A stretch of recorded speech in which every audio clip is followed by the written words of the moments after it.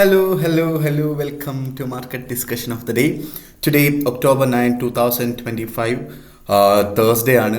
So അതിലും important ആയിട്ടുള്ള കാര്യം ഇന്ന് നമുക്ക് ഫെഡ് ചെയർ സ്പീച്ച് ഉണ്ട് എന്നുള്ളൊരു കാര്യമാണ്. നമുക്ക് ഈ ആഴ്ച ഒരേ ഒരു ദിവസമാണ് മാറി നിൽക്കേണ്ടത്, ട്രേഡ് ചെയ്യാൻ പാടില്ലാത്ത ദിവസം എന്ന് നമ്മൾ നേരത്തെ പറഞ്ഞ ദിവസമാണ്. കാരണം ഇന്ന് ഫെഡ് ചെയർ പവലിൻ്റെ സ്പീച്ച് ഉള്ള ദിവസമാണ്. ഓക്കെ, സോ നമുക്ക് ടെക്നിക്കൽ സൈഡിലോട്ട് പോകുന്നതിന് മുന്നേ ആയിട്ട് നമ്മളുടെ ഫണ്ടമെൻ്റൽ സൈഡിലോട്ട് ഫസ്റ്റ് ഓഫ് ഓൾ നോക്കി പോകാം. എത്ര മണിക്കാണ് ന്യൂസ് വരുന്നത് എന്നൊക്കെയുള്ള കാര്യങ്ങൾ നോക്കി പോകാം. നമുക്ക് ഫെഡ് ചെയർ പവലിൻ്റെ സ്പീച്ച് വരുന്നത് ഉച്ചയ്ക്ക് UK ടൈമിംഗ് 1:30 മണിക്കാണ്.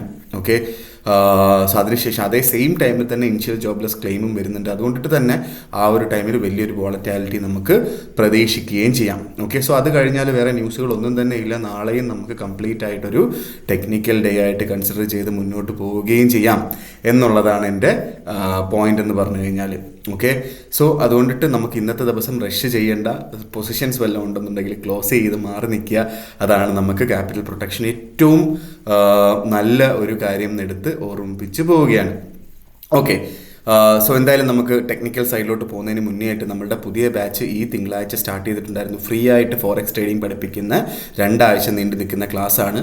സോ അടുത്ത ബാച്ച് അടുത്ത ആഴ്ച വീണ്ടും സ്റ്റാർട്ട് ചെയ്യുന്നതായിരിക്കും. രാത്രി ഇന്ത്യൻ ടൈമിംഗ് 7:30 മണിക്കും 10:30 മണിക്കുമായിട്ട് 2 ബാച്ചിലായിട്ട് സെയിം കാര്യങ്ങളായിരിക്കും പറയുന്നത്. 2 ബാച്ചിലും 1 മണിക്കൂർ നീണ്ടു നിൽക്കുന്ന ക്ലാസ് ആണ്. ഓക്കെ, 2 ആഴ്ച നീണ്ടു നിൽക്കുന്ന എല്ലാ ദിവസവും 1 മണിക്കൂർ വെച്ചിട്ടാണ് ഈ ക്ലാസ് നടക്കുന്നത്. സോ ഫോറക്സ് ട്രേഡിംഗ് ഫ്രീ ആയിട്ട് പഠിക്കണം എന്നുള്ള എല്ലാ ആൾക്കാർക്കും എൻ്റെ ഡിസ്ക്രിപ്ഷനിൽ നമ്പർ ഉണ്ടാവും. എനിക്ക് മെസ്സേജ് അയച്ചു കഴിഞ്ഞാൽ ബാക്കി കാര്യങ്ങൾ ഞാൻ കോർഡിനേറ്റ് ചെയ്യുന്നതായിരിക്കും എന്ന് എടുത്ത് ഓർമ്മിപ്പിച്ച് പോവുകയാണ്. Okay, so coming to market discussion, coming to technical side. First of all നമുക്ക് നമ്മുടെ എല്ലാ ദിവസത്തെയും പോലെ JPYയിലോട്ട് തന്നെ വരാം. JPY 153.059 എന്ന് പറയുന്ന റേഞ്ചിൽ നിൽക്കുന്നു. കഴിഞ്ഞ ആഴ്ച നിങ്ങൾക്കറിയാം മാർക്കറ്റ് നിന്നത് ഓൾമോസ്റ്റ് 147.45 അവിടുന്ന് ഒരു ജമ്പ് അപ്പ് ചെയ്തു 149.3-149.3-4 സ്റ്റാർട്ട് ചെയ്തത് പോലും. അതിനുശേഷം ഒരു റാലി ആയിരുന്നു നമ്മൾ JPYയിൽ കണ്ടത് അല്ലേ. ഓൾമോസ്റ്റ് ഇപ്പോൾ 153.07 നിൽക്കുന്നു. ഓൾമോസ്റ്റ് നമുക്ക് എത്രയാണ് 600 പിപ്പിൻ്റെ മൂവ്മെൻ്റ് ആണ് JPYയിൽ ഉണ്ടായിട്ടുള്ളത്. ഓക്കെ, സോ അത് വളരെ വലിയൊരു മൂവ്മെൻ്റ് ആണ്. ഈ ഒരു ഒറ്റ ആഴ്ച കൊണ്ട് JPYയിൽ ഇത്രയും വലിയൊരു മൂവ്മെൻറ്റ് വളരെ വലിയൊരു മൂവ്മെൻ്റ് ആണ്. ഞാൻ നേരത്തെ പറഞ്ഞിട്ടുണ്ടായിരുന്നു 148 നമ്മൾ പ്രോപ്പറായിട്ട് ക്രോസ് ചെയ്തിട്ടുണ്ടെങ്കിൽ അത് നേരെയുള്ള ഒരു 154 പോക്കാണ് എന്ന് നമ്മൾ നേരത്തെ പറഞ്ഞിട്ടുണ്ടായിരുന്നു അല്ലേ. സോ അതിനുശേഷം 150 മുകളിലായിട്ട് മാർക്കറ്റ് തിങ്കളാഴ്ച തന്നെ പോയി. അതിനുശേഷം ഇന്നലെ ഒക്കെ നമ്മൾ നോക്കുകയാണെങ്കിൽ എല്ലാ ക്യാൻഡിൽസും 152 മുകളിൽ പ്രോപ്പറായിട്ട് നിൽക്കുന്നു എന്നുള്ളൊരു കാഴ്ചയെ നമുക്ക് കാണാനായിട്ട് സാധിക്കും. സോ 152 എന്ന് പറയുന്നത് ഒരു പ്രോപ്പറായിട്ടുള്ള ഒരു സപ്പോർട്ടായിട്ട് ആക്ട് ചെയ്യുന്നുണ്ട് എന്നുള്ള കാര്യം നമുക്ക് മനസ്സിലാക്കുകയും ഇനി അടുത്തൊരു നമുക്ക് ബൈ എൻട്രി മാത്രമേ ഉള്ളൂ JPYയിൽ 152 കിട്ടിയാൽ അവിടെ നമുക്ക് JPY ബൈ ചെയ്ത് മുന്നോട്ട് പോവുകയും ചെയ്യാം. 151.40 താഴെയായിട്ട് സ്റ്റോപ്പ് ലോസ് ഇടണം. അത് നിർബന്ധമായിട്ട് നമ്മൾ ഫോളോ ചെയ്ത് പോവുകയും ചെയ്യണം. ഓക്കെ, സോ നമുക്ക് നമ്മുടെ യൂറോയിലോട്ട് വരുമ്പം യൂറോ ഇന്നലെ 1.1600 അടുത്ത് വീണ്ടും കിട്ടിയിട്ടുണ്ടായിരുന്നു. 1.1600 അവിടെ നിന്ന് ബൈ ചെയ്യാനായിട്ടാണ് പറഞ്ഞത്. വലിയ രീതിയിലുള്ളൊരു മൂവ്മെൻ്റ് ഒന്നും പ്രതീക്ഷിക്കരുത്. ഒരു 40 to 50 പിപ്സിൻ്റെ മൂവ്മെൻ്റ് എടുത്ത് മാറിക്കണം എന്നുള്ളൊരു കാര്യമാണ് പറഞ്ഞത്. ആ ഒരു ഓപ്പർച്യൂണിറ്റി പ്രോപ്പറായിട്ട് കിട്ടിയിട്ടുമുണ്ട്. 1.1600 അവിടെ നമുക്ക് ബൈ കിട്ടിയിട്ടുണ്ട്. സോ അത് എടുത്തിട്ടുള്ള ആൾക്കാർക്ക് ചെറിയൊരു പ്രോഫിറ്റ് എടുത്ത് മാറുകയും ചെയ്യാം. സോ ഈ ഒരു പോയിന്റ് ഓഫ് ടൈമിൽ എന്ത് ചെയ്യണം എന്ന് എൻ്റെ അടുത്ത് ചോദിച്ചാൽ, സോ നേരത്തെ ഞാൻ JPYയുടെ കാര്യം പറഞ്ഞതും ഇന്ന് ട്രേഡ് ചെയ്യാനല്ല കേട്ടോ. ഇനി നമുക്ക് ട്രേഡിംഗ് ഇല്ല. ഓക്കെ, നമുക്ക് നാളെയാണ് 152 അടുത്ത് കിട്ടിക്കഴിഞ്ഞാൽ ബൈ ചെയ്യേണ്ടത് JPY. യൂറോയും നാളെ നമുക്ക് 1.1600 അവിടെ കിട്ടിക്കഴിഞ്ഞാൽ അവിടുന്ന് നമുക്കുള്ളൊരു ബൈ എൻട്രി എടുത്ത് മുന്നോട്ട് പോവുകയും ചെയ്യാം എന്നുള്ളൊരു കാര്യമാണ് എനിക്ക് യൂറോയിൽ പറഞ്ഞു പോകാനായിട്ടുള്ളത്. GBP നോക്കുമ്പോൾ GBP ഒറ്റ ക്യാൻഡിൽ, അതായത് UK ടൈമിംഗ് സ്റ്റാർട്ട് ചെയ്ത സമയത്ത്, യൂറോപ്പ് മാർക്കറ്റ് ഓപ്പൺ ആയ സമയത്ത് ഒറ്റയടിക്കും ഒരു ക്യാൻഡിൽ താഴോട്ട് ഒറ്റയടിക്ക് പോകുന്ന ഒരു സംഭവമാണ് നമ്മൾ കണ്ടത് അല്ലേ. സോ ബേസിക്കലി GBP ഈ ഒരു പോയിന്റിൽ 1.3360 അവിടെ ഒരു മൈനർ റെസിസ്റ്റൻസ് ഉണ്ട്.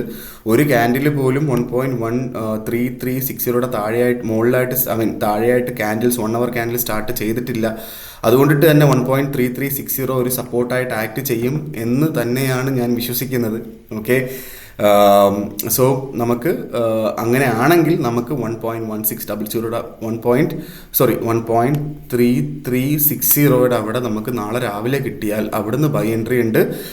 നേരെ മറിച്ച് താഴെ കിട്ടുകയാണെങ്കിൽ 1.3300 അവിടെ വീണ്ടും കിട്ടുകയാണെങ്കിൽ അവിടുന്ന് വീണ്ടും നമുക്കൊരു ബൈ എൻട്രി എടുത്ത് മുന്നോട്ട് പോകാം എന്നുള്ളൊരു കാര്യമാണ് എനിക്ക് GBPയിൽ പറഞ്ഞു പോകാനായിട്ടുള്ള ഓപ്പർച്യൂണിറ്റി എന്ന് പറഞ്ഞു കഴിഞ്ഞാൽ. ഓക്കെ, GBP നമുക്ക് അത്യാവശ്യം വിശ്വസിക്കാൻ പറ്റുന്ന കാര്യമാണ്. അത് നല്ല സ്റ്റേബിൾ ആയിട്ടുള്ളൊരു കറൻസി കൂടെയാണ്. യൂറോ പോലെ അല്ല, യൂറോപ്പിൽ ഒരുപാട് പൊളിറ്റിക്കൽ പ്രശ്നങ്ങൾ നടക്കുന്നത് കൊണ്ടിട്ട് തന്നെ കൂടുതലും ആൾക്കാർ GBPയിലോട്ട് ഇൻവെസ്റ്റ്മെൻറ്റ് കൂടും എന്നുള്ളൊരു കാര്യം കൂടെ നമ്മൾ മനസ്സിലാക്കണം. ഓക്കെ, സോ അതുകൊണ്ടിട്ട് GBP അപ് ട്രെൻഡ് തന്നെയാണ്. 1.3300 അവിടുന്ന് പ്രോപ്പറായിട്ടുള്ളൊരു ബൈ എൻട്രി. ഇന്ന് നമുക്ക് 1.3300 ബ്രേക്ക് ചെയ്ത് താഴെ പോയില്ല എങ്കിൽ നമുക്ക് ഉറപ്പായിട്ടും അവിടെ നല്ലൊരു എൻട്രി എടുത്ത് മുന്നോട്ട് പോവുകയും ചെയ്യാം. അതാണ് GBPയിലുള്ള ഇന്നത്തെ അല്ല നാളത്തെ ഓപ്പർച്യൂണിറ്റി എന്ന് പറഞ്ഞു കഴിഞ്ഞാൽ. നേരെ നമ്മൾ ഗോൾഡിലോട്ട് വരുമ്പം 4029 നിൽക്കുന്നു. 4060 വരെ ഇന്നലെ മാർക്കറ്റ് പോയിട്ടുണ്ട്. അവിടെ നിന്ന് തിരിച്ച് റീട്രേസ് ചെയ്ത് താഴെ 4000 വരെ ഇന്ന് രാവിലെ എത്തിയിട്ടുണ്ടായിരുന്നു. ഞാൻ ഇന്നലെ തന്നെ പറഞ്ഞിട്ടുണ്ടായിരുന്നു 4000-നടുത്ത് കിട്ടിയാൽ ബൈ എൻട്രി ഉണ്ട് എന്നുള്ളൊരു കാര്യം നമ്മൾ ഇന്നലെ തന്നെ നമ്മൾ ഡിസ്കസ് ചെയ്തിട്ടുണ്ടായിരുന്നു അല്ലേ. സോ അവിടുന്ന് 4000-നടുത്ത് വെച്ച് എടുത്തിട്ടുള്ള ആൾക്കാർ ഇപ്പം 4000 എന്ന് പറയുമ്പോൾ 4000 എന്ന് കറക്റ്റ് ആ 4000-ലൊന്നും വന്ന് നിൽക്കില്ല. ഓക്കെ, ഒരു 4005-ൻ്റെയും 4000-ൻ്റെ ഇടയ്ക്ക് കിട്ടിയിട്ടുണ്ട് നമുക്ക്. ഓക്കെ, സോ ആ ഒരു എൻട്രി എടുത്തിട്ടുള്ള ആൾക്കാർക്കെല്ലാം നല്ല രീതിയിലുള്ള പ്രോഫിറ്റ് കിട്ടിയിട്ടുമുണ്ട് എന്നുള്ളതാണ് എനിക്ക് പറഞ്ഞു പോകാനായിട്ടുള്ളത്. നമുക്ക് ഇന്ന് ഒന്ന് മാറി നിൽക്കാം, നാളെ ട്രേഡ് ചെയ്യുന്നതായിരിക്കും ഇനി ഉള്ള ടൈമിങ്ങിൽ ബെറ്റർ ആയിട്ടുള്ളൊരു കാര്യം. നാളെ നമുക്ക് നല്ല ഓപ്പർച്യൂണിറ്റി കിട്ടും. നാളെ നമുക്ക് ഫോർ എക്സാമ്പിൾ ഇപ്പം ഇന്നത്തെ ക്യാൻഡിൽസ് എവിടെയാണെന്നുള്ളൊരു കാര്യം, ഇന്ന് ഒറ്റയടിക്ക് ചിലപ്പോൾ മാർക്കറ്റ് 3980 എത്തിക്കഴിഞ്ഞാൽ അവിടെ നിന്നുള്ള നല്ലൊരു ബൈ എൻട്രി നമുക്ക് വെയിറ്റിങ്ങിലാണ്. സോ അവിടുന്ന് ബൈ എൻട്രി എടുക്കുന്നത് ഒരു ബെറ്റർ ആയിട്ടുള്ളൊരു ഓപ്പർച്യൂണിറ്റി ആയിരിക്കും എന്ന് എടുത്ത് ഓർമ്മിപ്പിച്ചു പോവുകയാണ്. സോ അതായിരിക്കും നമുക്ക് കുറച്ചുകൂടെ ബെറ്റർ ആയിട്ടുള്ളൊരു ബൈ എൻട്രി എന്നുള്ളൊരു കാര്യമാണ് എനിക്ക് പറഞ്ഞു പോകാനായിട്ടുള്ളത്.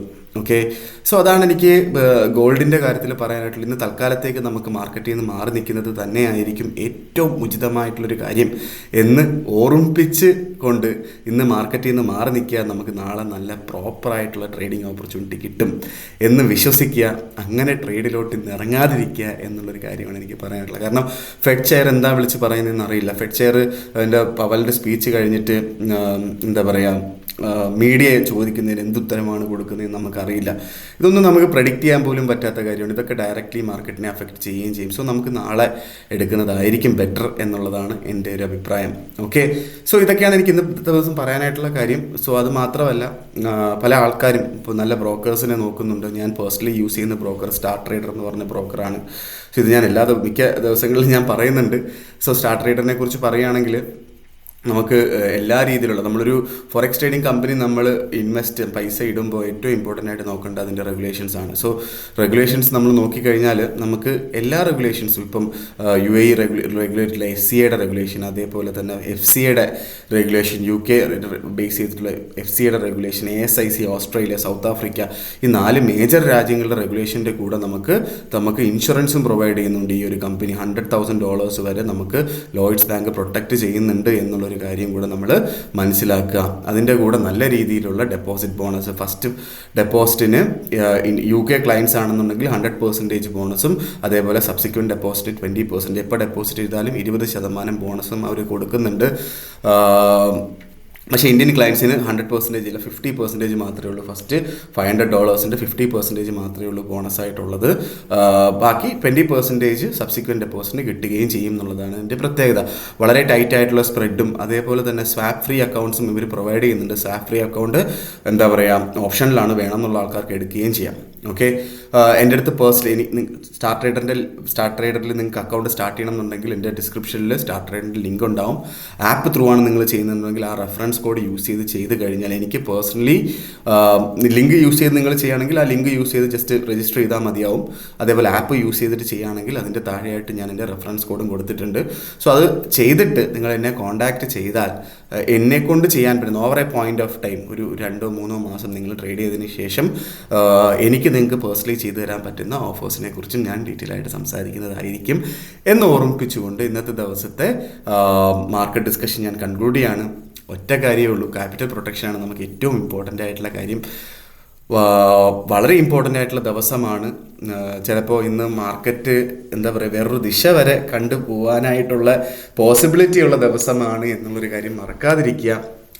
അങ്ങനെ പ്രോപ്പറായിട്ടുള്ളൊരു ട്രേഡ് എടുത്ത് മുന്നോട്ട് ട്രേഡിൽ നിന്ന് മാറി നിൽക്കുന്നത് വളരെ ഉചിതമായിട്ടുള്ളൊരു കാര്യമായിരിക്കും എന്ന് വീണ്ടും വീണ്ടും വീണ്ടും എടുത്ത് ഓർമ്മിപ്പിച്ചുകൊണ്ട് ഇന്നത്തെ ദിവസത്തെ മാർക്കറ്റ് ഡിസ്കഷൻ ഞാൻ കൺക്ലൂഡ് ചെയ്യാണ്. മാർക്കറ്റ് ഡിസ്കഷനായിട്ട് നമ്മൾ നാളെ കാണുന്നത് വരെ ഗുഡ് ബൈ.